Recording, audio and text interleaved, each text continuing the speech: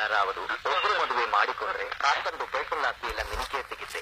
5 cousins ಇಲ್ಲಿ ಯಾರಾவது ಒಬ್ಬರು ಮದುವೆ ಮಾಡಿಕೊಂಡ್ರೆ ತಾತಂದು താത്തന്തു പോയി നിന്നോട് ഞാൻ പല പ്രാവശ്യം പറഞ്ഞിട്ടില്ല, ചോദിക്കാതെ നമസ്കാരം പറയരുത്.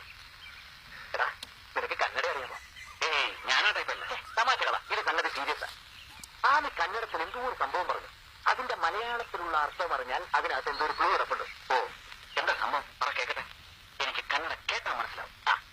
5 കസിൻ ನಲ್ಲಿ ಯಾರಾவது ಒಬ್ಬರು ಮದುವೆ ಮಾಡಿಕೊಂಡ್ರೆ ತಾತಂದು ಪೇಸಲ್ಲಾಗ್ತಿಲ್ಲ ನಿನಗೆ ಸಿಗುತ್ತೆ. ഇത് കന്നഡ പിന്നല്ലാതെ. ഇവിടെ ഞാൻ കേട്ടിട്ടുള്ള കന്നഡ ഈ ടൈപ്പല്ല. നിനക്ക് അറിയാൻ പാടില്ല എന്ന് പറ. കന്നഡ അറിയാവുന്ന ആരെങ്കിലും ഇവിടെ ഉണ്ടായിരുന്നെങ്കിൽ. എവിടെയുണ്ട് സാർ? എവിടെയുണ്ട്? ഞാനാ മോനായി. അത് കറക്റ്റ്. ഇവൻ കുറച്ചു കാലം പഞ്ചാബിലായിരുന്നല്ലോ. സാർ കളിയാക്കണ്ട, നിങ്ങൾ കന്നഡ പറ, അത് മലയാളത്തിൽ പറഞ്ഞുതരാം. എന്നാ പറയടാ. എന്നാ പറ. 5 കസിൻ ನಲ್ಲಿ ಯಾರಾவது ಒಬ್ಬರು ಮದುವೆ ಮಾಡಿಕೊಂಡ್ರೆ ತಾತಂದು ಪೇಸಲ್ಲಾಗ್ತಿಲ್ಲ ನಿನಗೆ ಸಿಗುತ್ತೆ. ഇത്രേ ഉള്ളൂ. ഇത് വരെ സില്ലി. എന്നാ പറയട്ടെ. 5 കസിൻ എന്ന് പറഞ്ഞാൽ 5 കസിൻ. കറക്റ്റ്. നെല്ലി ആരാവതു എന്ന് പറഞ്ഞാൽ ഇതിന് പ്രത്യേകിച്ച് അർത്ഥമില്ല. എന്താ പ്രത്യേകിച്ച് അർത്ഥമില്ലാത്ത അർത്ഥം പറയടാ. അർത്ഥം പറയട്ടെ. സാറിന്റെ പേരെന്താ? രവിശങ്കർ. രവിശങ്കറിന്റെ കന്നഡയിൽ ഒന്ന് പറഞ്ഞു. രവിശങ്കറിന്റെ കന്നഡ രവിശങ്കറല്ല. അപ്പൊ ഇതെന്ന് പറഞ്ഞില്ല, അർത്ഥ വ്യത്യാസങ്ങൾ പറഞ്ഞില്ല.